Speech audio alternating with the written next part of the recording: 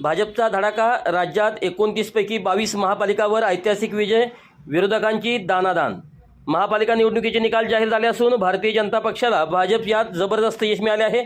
एकूण 29 महानगरपालिकापैकी 22 ठिकाणी भाजपने स्पष्ट बहुमत मिळवले आहे। उर्वरित 6 महानगरपालिकांमध्ये विरोधी पक्षांना यश मिळाले असून एक महापालिकेला निकाल अद्याप अंतिम आलेला नाही। त्यामुळे भाजपच्या उत्साहात अजून वाढ होऊ शकते। अनेक प्रमुख शहरावर भाजपचे पूर्ण नियंत्रण। या निकालामुळे राज्यातील अनेक प्रमुख शहरावर भाजपचे पूर्ण नियंत्रण प्रस्थापित झाले आहे। विशेषतः मुंबई, पुणे, नाशिक, नागपूर यासारख्या मोठ्या महानगरांमध्ये सुद्धा पक्षाने दमदार कामगिरी केली।